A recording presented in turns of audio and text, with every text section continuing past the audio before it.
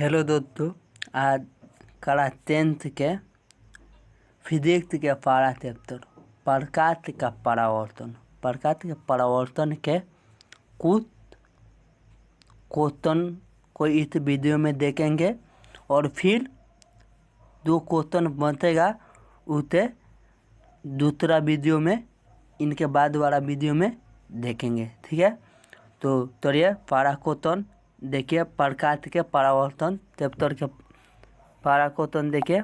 पारा क्वेश्चन क्या है? आपका पारा क्वेश्चन है प्रकाश क्या है। ठीक है, पारा क्वेश्चन है प्रकाश क्या है। तो पहले समझिए प्रकाश क्या है। देखिए, यदि प्रकाश नहीं रहेगा तो आँख रहते हुए भी किसी वस्तु को हम लोग नहीं देख पाते हैं। अर्थात कि प्रकाश एक ऐसा माध्यम है जिसकी उपस्थिति में हम किसी वस्तु को देख पाते हैं। तो चलिए लिखा हुआ परिभाषा देखिए। प्रकाश वह बराबर हैं या कारक है जिसके उपस्थिति में हम किसी वस्तु को देखते हैं या देख पाते हैं। देखिए, यदि प्रकाश नहीं रहेगा तो किसी भी वस्तु को हम नहीं देख पाएंगे। वहीं यानी का क्या है कि प्रकाश वह बराबर है जिसकी उपस्थिति में हम किसी वस्तु को देखते हैं। ठीक है, तो आपका प्रकाश हो गया। अब देखिए, प्रकाश तो हो गया, लेकिन प्रकाश से संबंधित कई एक नंबरिया क्वेश्चन आता है, या यह भी कह देगा कभी कि प्रकाश के महत्वपूर्ण कुछ गुण लिखे।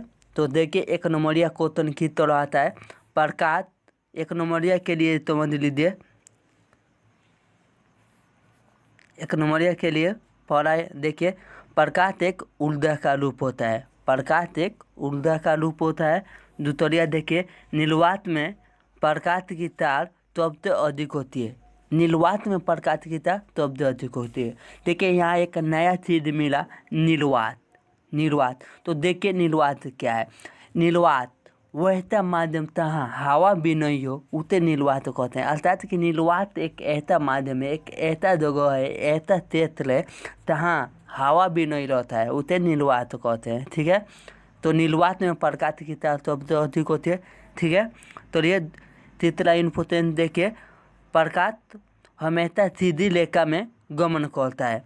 प्रकाश है ना, वो हमेशा सीधी रेखा में गमन करता है। चौथा देखिए, चौथा इम्पोर्टेंट है, तुल्य के प्रकाश को पृथ्वी तक आने में 499 सेकेंड अर्थात कि 8 मिनट 19 सेकेंड लगता है। तो तुल्य का प्रकाश है ना, उसको पृथ्वी तक आने में 499 सेकेंड अर्थात कि 8 मिनट 19 सेकेंड में सूर्य का प्रकाश पृथ्वी पर पहुंचता है। ठीक है, तो एक यह भी अब देखते हो गया। तो ये नेक्स्ट देखिए, अगला है प्रकाश की तार की गणना सर्वप्रथम रोमन ने किया। रोमन नाम के एक व्यक्ति थे, वहीं प्रकाश की तार की गणना किए थे। ठीक है, कि प्रकाश की तार किस तरह होता है। ठीक है, तो अगला इम्पोर्टेंट क्वेश्चन देखिए। अगला है, नीलवात में प्रकाश की तार 3 × 10⁸ मीटर 3 × 10⁸ मीटर होती है नीलवात। पहले ही आपको ऊपर बता दें नीलवात किसे कहते हैं। ठीक है, तो यहाँ बोला है नीलवात में प्रकाश की तार 3 × 10⁸ मीटर प्रति सेकेंड अर्थात कि 1 सेकेंड में प्रकाश 3 लाख मीटर दूरी तय करता है। ठीक है, तो 3 लाख के 3 × 10⁸ मीटर लिखते हैं। ठीक है, जो 3 लाख होता है उसे 3 × 10⁸ मीटर प्रति सेकेंड लिखते हैं। तो देखिए, हवा में प्रकाश की तार 2.98 × 10⁸ मीटर प्रति सेकेंड 2.98 × 10⁸ मीटर प्रति सेकेंड होता है। ठीक है, नीलवात में प्रकाश की तार सबसे अधिक होते हैं, लेकिन वहीं हवा में प्रकाश की तार कम हो जाती है। देखिए, अर्थात कि अलग अलग माध्यम में प्रकाश की तार अलग अलग होती है। हवा में अलग होगी, निर्वात में अलग होगी, ठीक है, कांच में अलग होगी, हीरा में अलग होगी, ठीक है। तो यह आपका कुछ इन प्रकाश का परिभाषा हुआ और प्रकाश के परिभाषा के तहत कुछ इम्पोर्टेंट क्वेश्चन भी टॉपिक भी हो गया, ठीक है। तो आप समझ लीजिए प्रकाश किसे कहते हैं। तो और देखिए प्रकाश वह बराबर है चित्र के उपस्थिति में हम किसी वस्तु को देख पाते हैं, ठीक है। और यह इम्पोर्टेंट क्वेश्चन है जो अच्छे से याद कर लीजिएगा क्योंकि इससे कई बार बहुत ज़्यादा ऑब्जेक्टिव पूछा जाता है, ठीक है।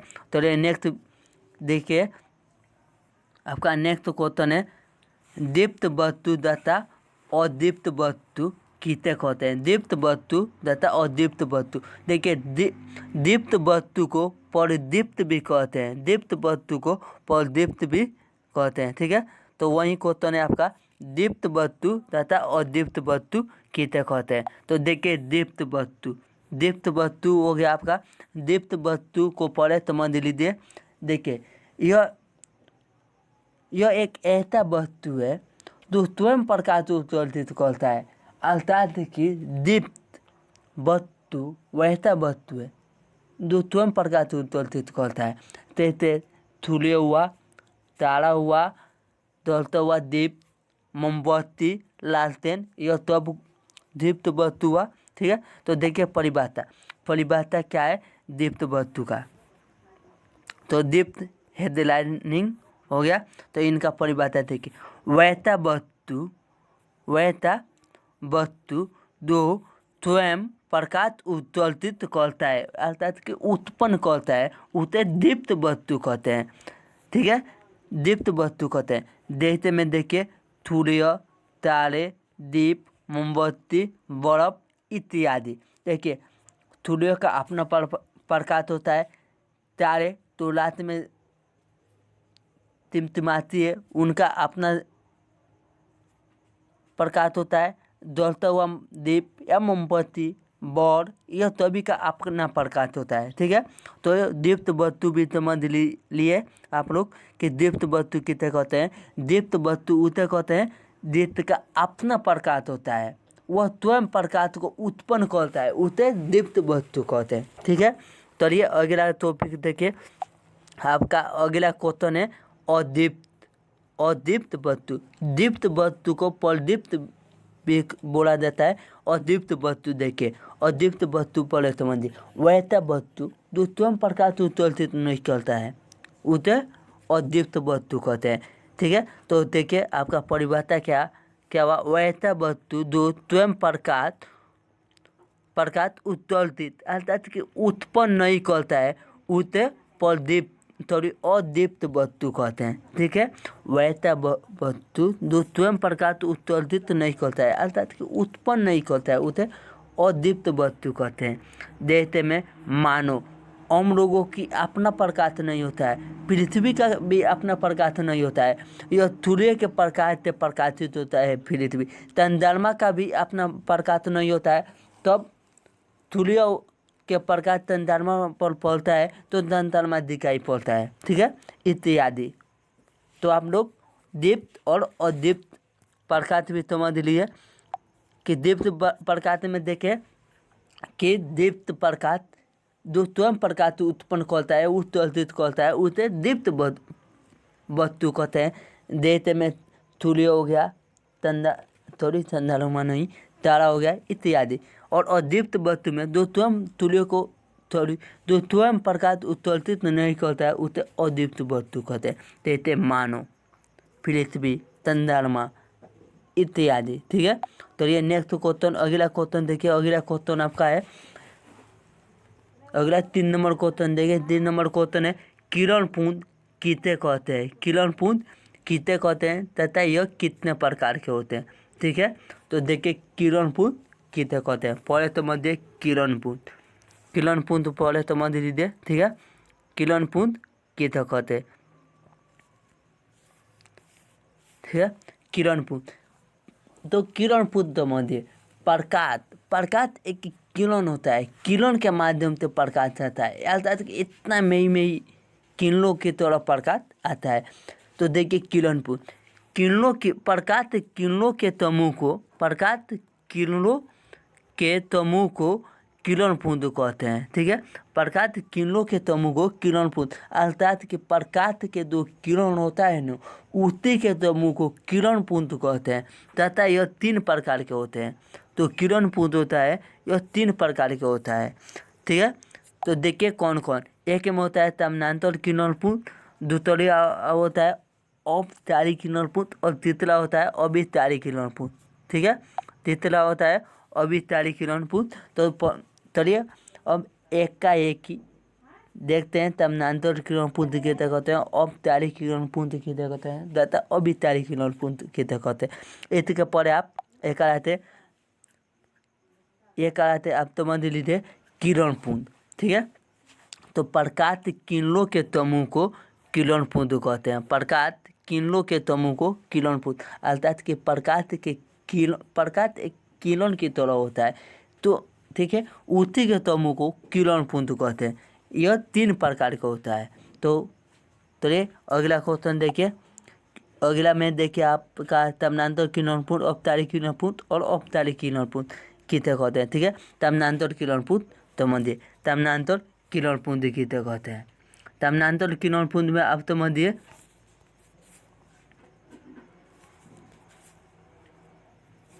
ठीक है, समानांतर किरण पुंज तो पहले तो देते ही आप लोगों को पता चल रहा है समानांतर यानी एक दूसरे के समानांतर। ठीक है, तो देखिए तो प्रकाश की किरणें एक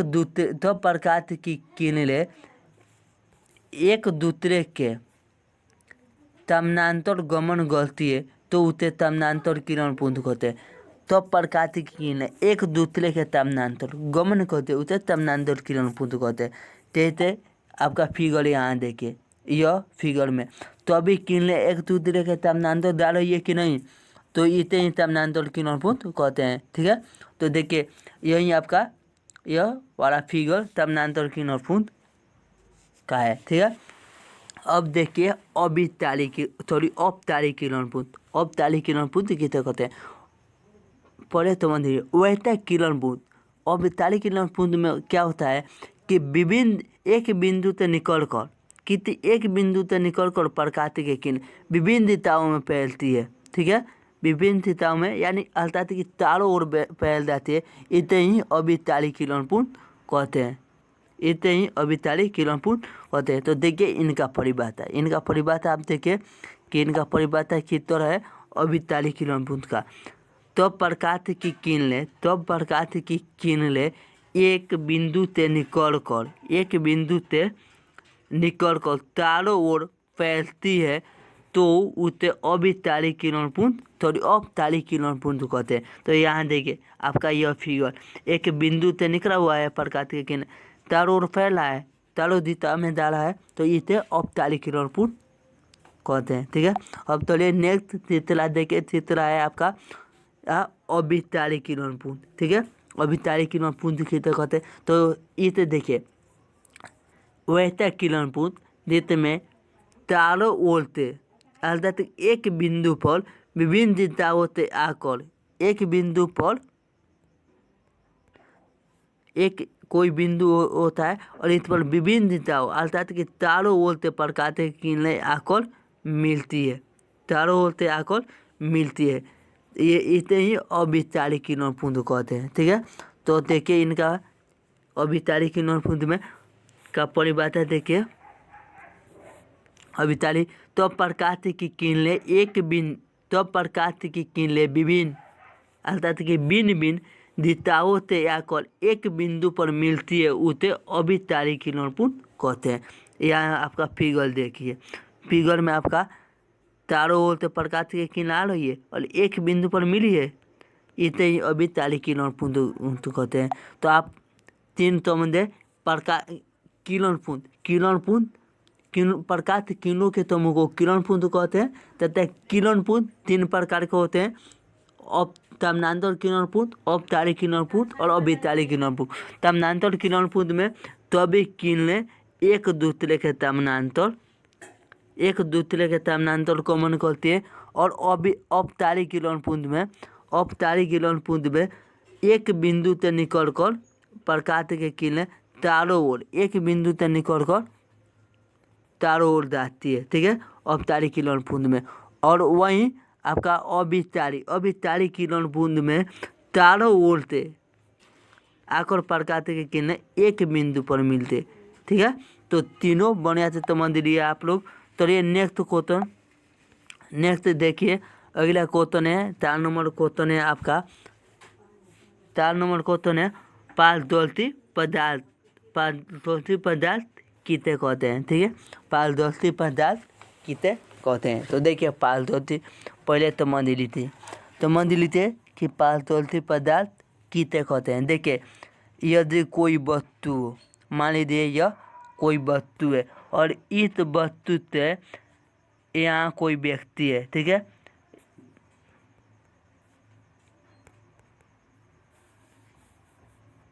आपका यह कोई वस्तु है और यहाँ कोई व्यक्ति है, ठीक है। यहाँ कोई व्यक्ति है और यहाँ कोई एक दूसरा सा वस्तु या कोई वस्तु लगा के, यदि यह वस्तु इस पर देख रहा है, इस वस्तु पर बड़े वाला वस्तु पर देख रहा है, तो इस वस्तु से यह वस्तु ईत को आसानी से यह वस्तु दिखाई दे दे, ठीक है। आसानी से ईत को यह वस्तु दिखाई दे दे, तो यह वस्तु आपका पारदर्शी वस्तु हुआ। अर्थात कि देखिए तब यह वस्तु देख रहा है ईत पर, तो यह भी वस्तु दिखने लगा। ईत का मतलब हुआ कि यह वस्तु ऐसा वस्तु है जिसके एक ओर से देखने पर दूसरी तरफ दिखाई देता है, उसे ही पारदर्शी वस्तु कहते हैं। तो देखिए इसे किस तरह परिभाषित किया जा रहा है। आपका हो गया पारदर्शी पदार्थ किसे कहते हैं, ठीक है। वैसा पदार्थ जिससे आर पार दिखाई दे उसे पारदर्शी पदार्थ कहते हैं, ठीक है। वैसा पदार्थ जिससे आर पार दिखाई दे, वही न हुआ कि यदि कोई वस्तु हो, यह कोई वस्तु है और इससे यहाँ से देखने पर या यहाँ से किसी ओर से देखने पर दूसरी तरफ की वस्तु दिखाई देने लगे, तो उसे पारदर्शी वस्तु कहते हैं, ठीक है। देखते में आपका हो गया कांच, हवा इत्यादि। देखिए हवा में कितना ही भी हवा क्यों नहीं बहे, हवा में यदि दूर कौन मिट्टी अधिक गाढ़ा नहीं हो, तो उस हवा को देखा जाएगा। तो दूसरी मतलब हवा तो इस तरह देखा जाता ही नहीं, महसूस किया जाता है, देखा जाएगा तो वस्तु दिखाई देगा। पानी में भी अधिकांश होता है, वही हो गया, ठीक है। तो अब अगला क्वेश्चन देखिए आप 5 नंबर क्वेश्चन देखिए। 5 नंबर क्वेश्चन है अपारदर्शी वस्तु। तो आपका पारदर्शी वस्तु था, उसका ठीक उल्टा ठीक विपरीत आपका अपारदर्शी वस्तु होता है। कैसे? तो देखिए यदि कोई वस्तु है और यहाँ कोई व्यक्ति है, ठीक है, यहाँ कोई व्यक्ति है और यहाँ मान लीजिए कोई टेबल है, ठीक है, यहाँ कोई टेबल है। यदि यह व्यक्ति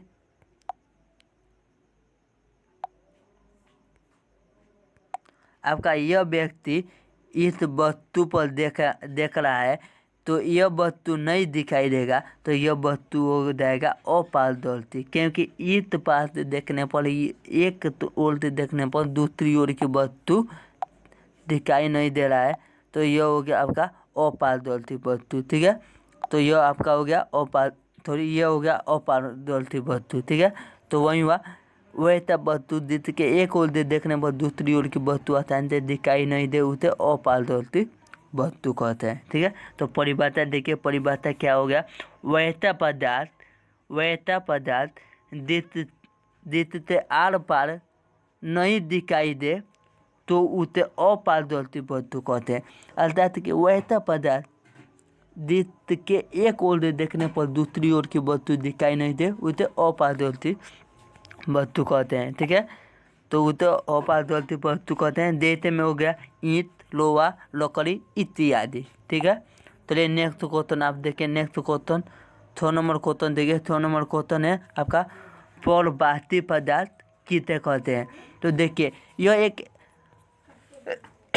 आप क्या समझे, पारदर्शी और अपारदर्शी।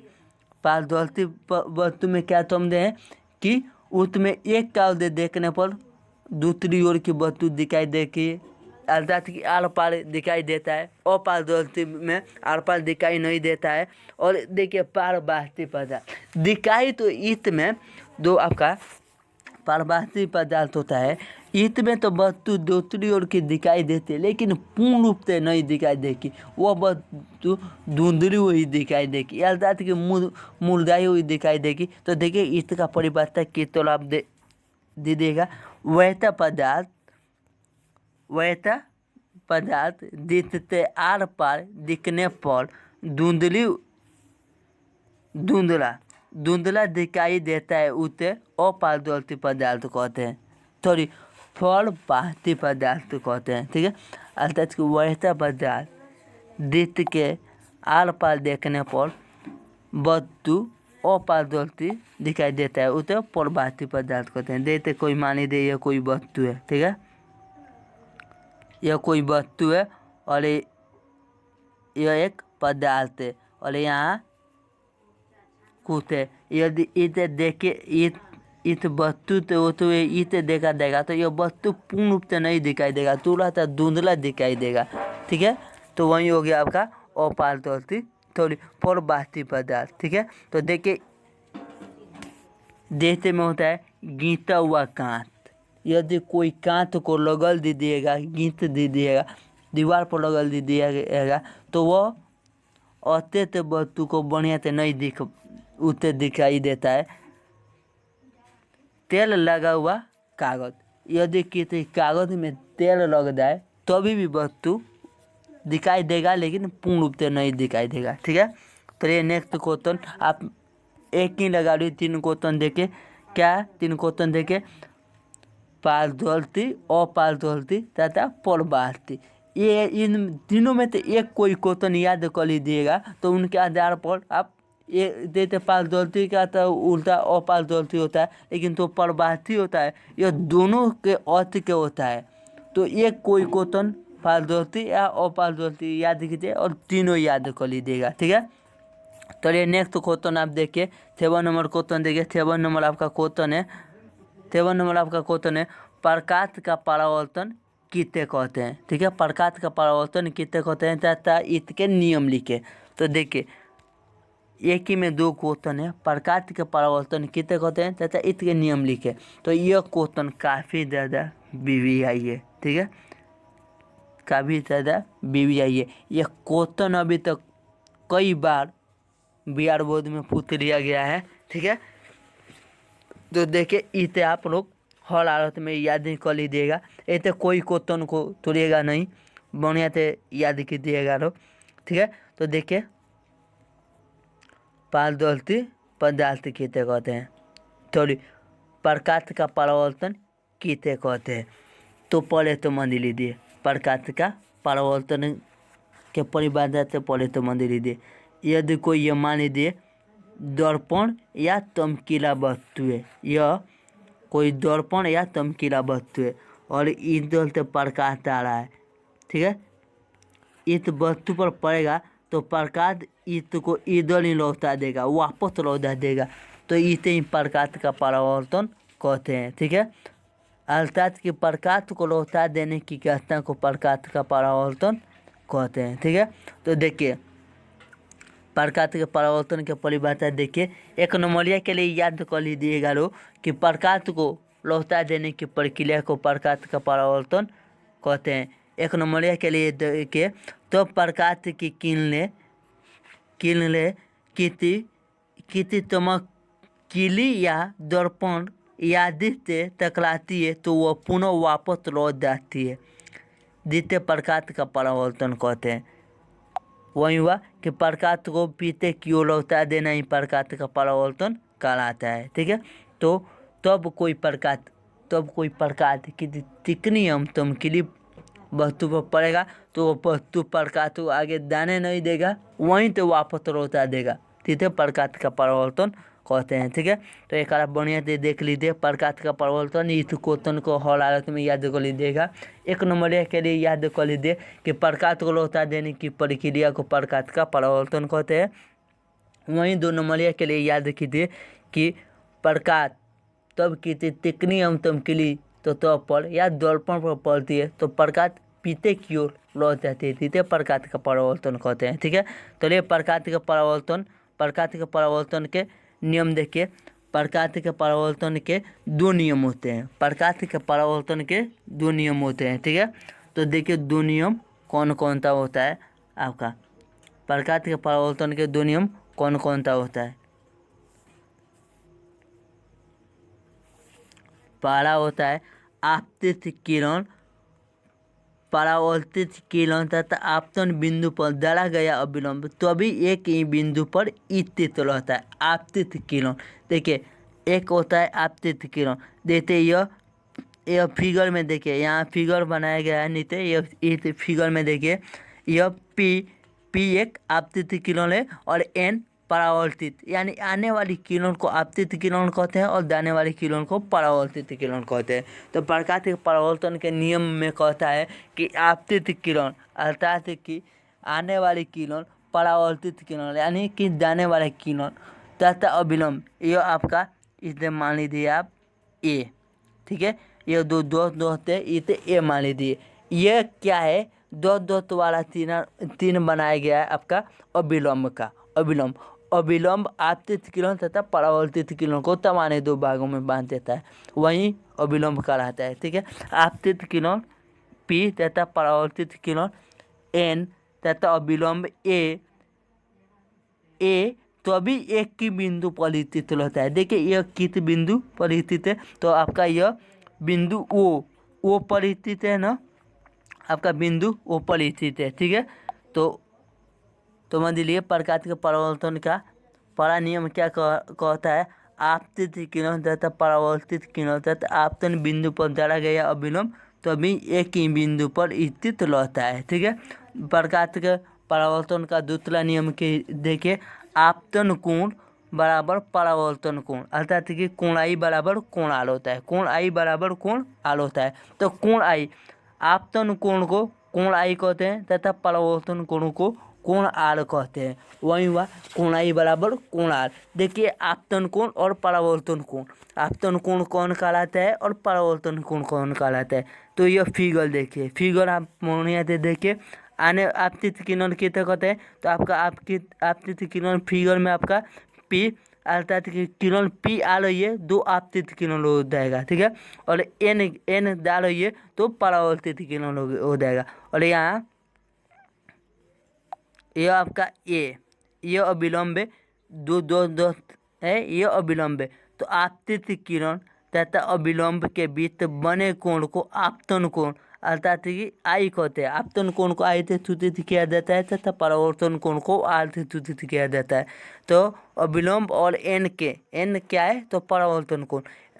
तो जो परावर्तित किरण है, तो अविलंब और परावर्तित किरण के बीच बने कोण को परावर्तन कोण कहते हैं। ठीक है, तो चलिए एक इनके लिए इनका परिभाषा है एक अलग से नेक्स्ट वीडियो में बनाकर बता दिया जाएगा। तो चलिए अगला क्वेश्चन देखिए, यहाँ बताया भी गया है। अगला देखिए, अगला क्या है, आपतित किरण। आपतित किरण क्या है, ठीक है, तो आपतित किरण पढ़े तो मान दिए, आने वाली किरण को आपतित किरण कहते हैं। देते यह फिगर में था आपका। ठीक है, फिगर में तो किरणें इस तरह आ रही थी, जो एन माना गया था, तो आपका आपतित किरण हो गया। परावर्तित किरण देखिए, परावर्तित किरण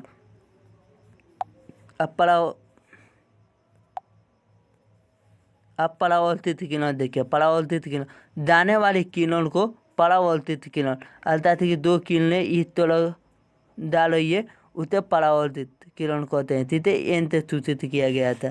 ठीक है, और अविलंब देखिए, अविलंब किसे कहा गया था, तो आपका अविलंब कहा गया था आपतित किरण तथा परावर्तित किरण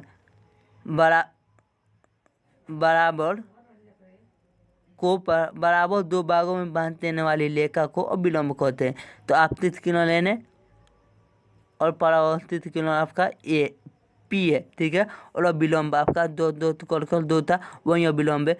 दोनों को बराबर दो भागों में जितना यह होता है उतना ही यह कोण होता है, बराबर कोणों में बांध देना है जिसे अविलंब कहते हैं। तो इसे आप बढ़िया से देखिए, आपतित किरण आने वाली किरण को कहते हैं, परावर्तित किरण जाने वाला को और अविलंब आपतित किरण और परावर्तित किरण को तबाने दो भागों में बांध देता है जिसे अविलंब कहते हैं। और एक और देखिए, यह आपका आपतित किरण परावर्तित किरण तथा आपतन बिंदु तीत बिंदु पर स्थित रहता है उसे अविलंब आपतन बिंदु कहते हैं। क्या हुआ, क्या देखिए, आपतित किरण परावर्तित किरण तथा आपतन बिंदु तथा अविलंब द्वित बिंदु पर स्थित रहता है उसे आपतन बिंदु कहते हैं। आपतित किरण क्या बताएं हम, आपतित किरण तथा परावर्तित किरण और अविलंब द्वित बिंदु पर स्थित रहता है उसे आपतन बिंदु कहते हैं, ठीक है। तो फिगर में किस तरह हम बनाए थे, एक फिगर बनाए थे इस तरह, ठीक है। यह आने वाली आपतित किरण बताए थे और जाने वाली को परावर्तित किरण बताए थे, ठीक है। आने वाले को आपतित किरण और बीच में को दो दो कर लेखा खींच दिए थे, ठीक है, दो अविलंब। तो यह आई होता है यानी आपतन कोण और यह आर परावर्तन कोण होता है। जितना आई होगा, जितना आपका कोण यह आई होगा उतना ही कोण आर होता है, ठीक है। तो आपतन कोण बराबर परावर्तन कोण होता है, ठीक है। तो ये नेक्स्ट देखिए, अगला 8 नंबर क्वेश्चन देखिए। 8 नंबर क्वेश्चन है आपका 8 नंबर क्वेश्चन है, गोलीय दर्पण किसे कहते हैं तथा यह कितने प्रकार के होते हैं। तो क्या है, गोलीय दर्पण किसे कहते हैं तथा यह कितने प्रकार के होते हैं, ठीक है। तो पहले देखिए गोलीय दर्पण किसे कहते हैं और उनका प्रकार देखेंगे और प्रकार को भी परिभाषित करेंगे, ठीक है। तो देखिए गोलीय दर्पण वैसा दर्पण तीत का परावर्तक तत्व किसी कोंकड़े गोले का एक भाग होता है उसे गोलीय दर्पण कहते हैं, ठीक है। वैसा दर्पण तीत का परावर्तक तत्व मतलब होता है दो प्रकार के किरणों को वापस लौटा देता है, तीस तत्व तो वापस लौटाता है उसे ही परावर्तक तत्व कहते हैं। तो वैसा गोलीय दर्पण जिसका परावर्तक तत्व किसी कोंकड़े गोले का एक भाग हो उसे गोलीय दर्पण कहते हैं। तथा गोलीय दर्पण दो प्रकार के होते हैं, ठीक है। दो प्रकार के कौन कौन होता है, तो दो प्रकार का आपका होता है अवतल दर्पण और उत्तल दर्पण। तो गोलीय दर्पण एक बढ़िया से फिर तो मन लीजिए, सुन लीजिए ध्यान देकर कि वैसा दर्पण जिसका परावर्तक तत्व किसी कोंकड़े गोले का एक भाग होता है उसे गोलीय दर्पण कहते हैं। गोलीय दर्पण दो प्रकार के होते हैं, ठीक है, एक उत्तल और दूसरा अवतल। तो चलिए उत्तल और अवतल को भी देखते हैं। तो आपका पहला देखिए, पहला आपका हो गया उत्तल दर्पण किसे कहते हैं, ठीक है।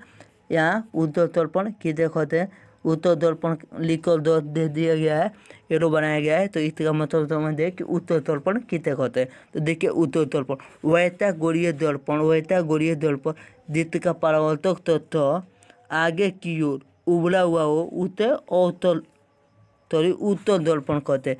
परावर्तक तत्व का मतलब होता है दीप्त पर प्रकाश की किरणों पड़कर वापस लौट जाते हैं उसे ही परावर्तक तत्व कहते हैं। जैसे मान लीजिए यहाँ यह एक दर्पण है, दर्पण एन आपका कोई दर्पण है, ठीक है, एन कोई दर्पण है और यह प्रकाश की किरणें आ रही है, ठीक है, और दर्पण से टकरा कर वापस लौट जा रही है। इस तत्व से टकरा रही है ना, तो यही तत्व आपका क्या हो जाएगा, परावर्तक तत्व हो जाएगा। तो गोली उत्तल दर्पण में देखिए, उत्तल दर्पण में एक परावर्तक तत्व होता है तथा दूसरा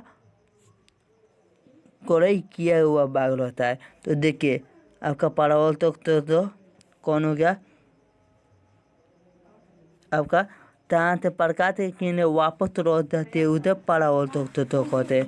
ठीक है, तो आपका देखिए यह परावर्तक तत्व हो गया, यह परावर्तक तत्व हुआ। और यह दूरदर्शिता वह भाग है ना, ये कड़ाई किया गया है वह, अर्थात कि पेंट कर दिया गया है, जिसे कड़ाई भी बोलते हैं। ठीक है, और परावर्तक तत्व तीक्ष्ण और चमकीला होता है, जिस कारण से इस पर प्रकाश की किरणें पड़कर वापस लौट जाती है। ठीक है, तो एक और बढ़िया से देख लीजिए आप उत्तर दर्पण की परिभाषा। ठीक है, तो वैसा गोलीय दर्पण सुन लीजिए, वैसा गोलीय दर्पण चित्र का परावर्तक तत्व, चित्र का परावर्तक तत्व उबला हुआ हो।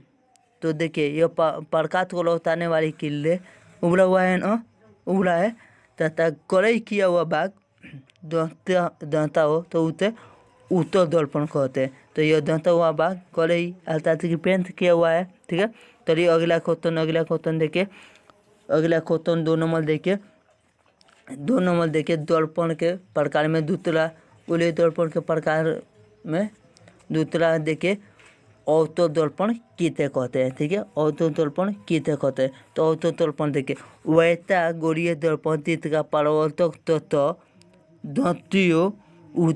दंतियों तथा उबली हुई भाग कड़ाई की गई हो उसे ऑर्थो दर्पण कहते हैं।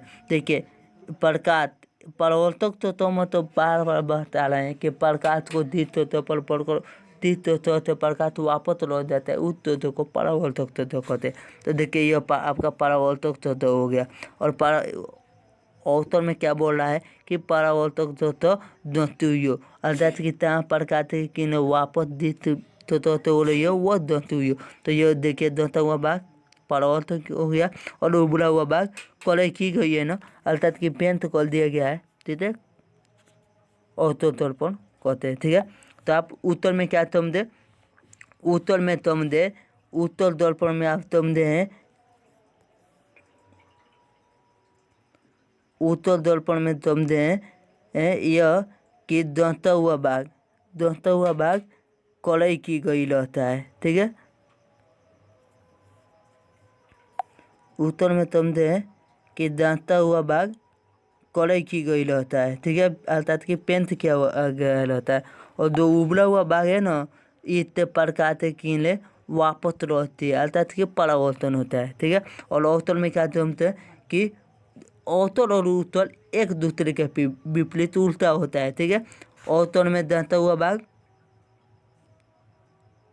परावर्तक का काम करता है, जबकि उत्तल में उबला हुआ भाग परावर्तक का काम करता है। ठीक है, तो ले नेक्स्ट क्वेश्चन आप देखिए, छाया किसे कहते हैं। ठीक है, छाया यह तो आम बात है। छाया देखिए छाया का क्या मतलब होता है, यदि कोई वस्तु देखिए यहाँ फिगर भी बनाया गया है नीचे, यह कोई वस्तु है और प्रकाश इधर से आ रहा है। ठीक है, प्रकाश आ रहा है और इस वस्तु पर पड़ेगा तो इस वस्तु से प्रकाश आर पार नहीं होगा, प्रकाश इस वस्तु को आर पार नहीं कर पाएगा। जिस कारण इस वस्तु के तरह एक धुंधला हुआ अंधेरा क्षेत्र प्रकाश के दिशा में बन जाएगा, अर्थात कि वस्तु के पीछे बन जाएगा। ठीक है, जिसे छाया कहते हैं।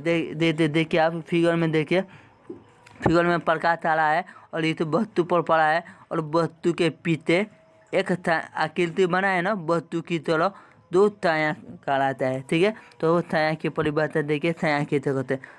प्रकाश अपने मार्ग में लौकी अपारदर्शी वस्तु को पार नहीं कर पाता है, जिस कारण से उस वस्तु के पीछे एक आकृति बन जाता है, जिसे छाया कहते हैं। क्या समझे कि प्रकाश अपनी मार्ग में लौकी अपारदर्शी वस्तु को पार नहीं कर पाता है, जिस कारण से उस वस्तु के पीछे एक आकृति अर्थात कि छाया हुआ क्षेत्र बन जाता है, जिसे छाया कहते हैं। ठीक है, अंधेरा क्षेत्र बनता है, जिसे छाया कहते हैं। चलिए नेक्स्ट क्वेश्चन, और यह इस वीडियो को लास्ट क्वेश्चन है, इस वीडियो के लास्ट क्वेश्चन है। देखिए 10 नंबर क्वेश्चन देखिए, 10 नंबर आपका क्वेश्चन है, प्रतिबिंब किसे कहते हैं तथा इसका प्रकार लिखे। यह भी क्वेश्चन काफ़ी ज़्यादा इम्पोर्टेंट है। ठीक है, यह विकोत्तन काफ़ी ज़्यादा इम्पोर्टेंट है। तो देखिए प्रतिबिंब कितने होते हैं। तो देखिए किसी बिंदु स्रोत से तोड़ने वाली प्रकाश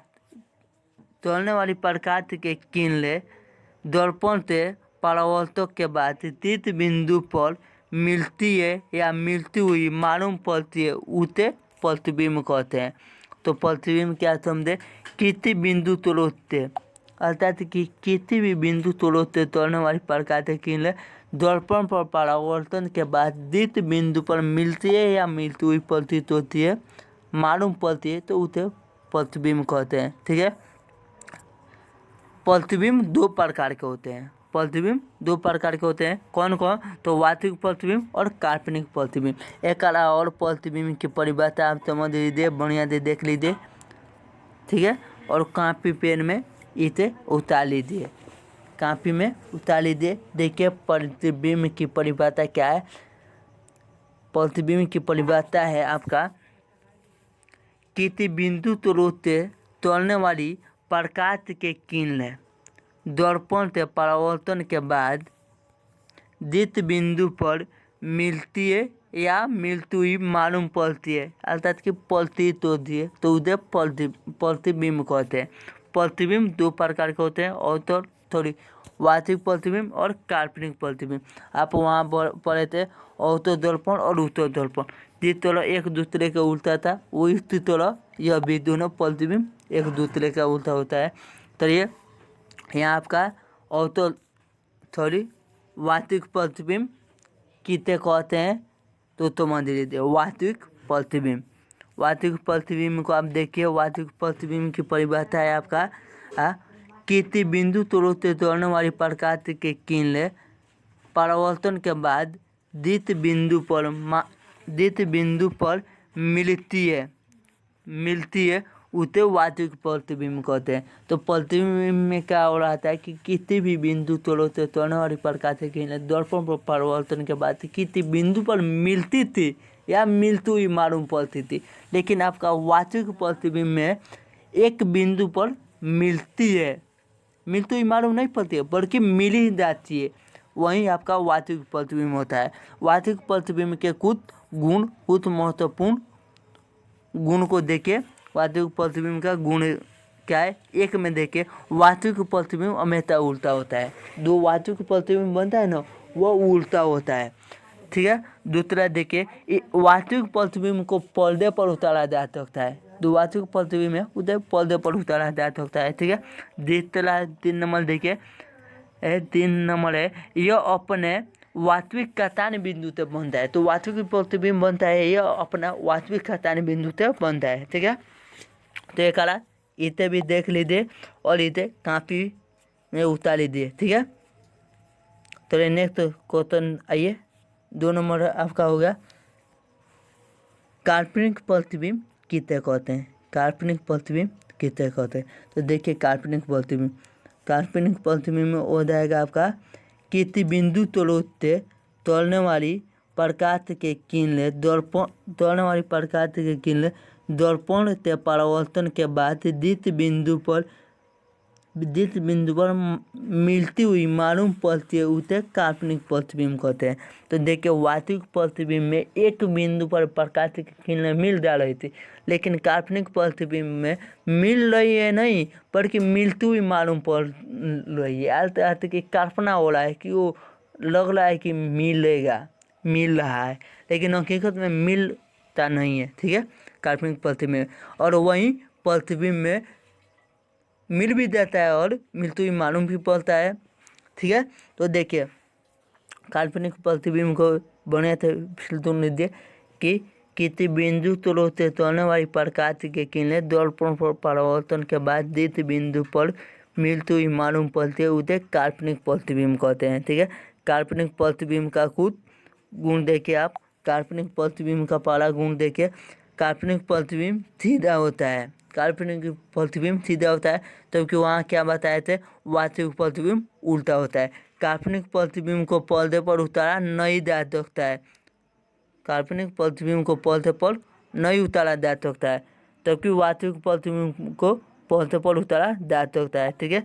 तीसरा यहाँ देखिए, यह अपने काल्पनिक का तान बिंदु तक बनता है। तो काल्पनिक प्रतिबिंब होता है ये अपने काल्पनिक का तान बिंदु तक बनता है, तबकि वास्तविक प्रतिबिंब वास्तविक प्रतिबिंब अपने वास्तविक का तान बिंदु तक बनता है। तो ये क्वेश्चन यहाँ पे कई बार पूछता है और पूछता भी है कि काल्पनिक प्रतिबिंब और वास्तविक प्रतिबिंब में अंतर लिखे। तो देखिए यह तो एक परिभाषा लिख दीजिएगा और 3 यह है, ठीक है। काल्पनिक प्रतिबिंब में 3 इम्पोर्टेंट है और वहीं वास्तविक प्रतिबिंब में 3 यह है। तो दोनों को मिलाकर लिख लीजिएगा, ठीक है। तो आपका यह हो गया लास्ट क्वेश्चन यहाँ है। तो इस वीडियो में इतना क्वेश्चन हैं, 10 क्वेश्चन का अध्ययन किए हैं। तो इस नेक्स्ट वीडियो में इनके आगे की क्वेश्चन बताई जाएगी। वीडियो को लाइक और चैनल को सब्सक्राइब कीजिए, क्योंकि इस चैनल पर 10th क्लास की और सब्जेक्ट की तैयारी कराई जाएगी।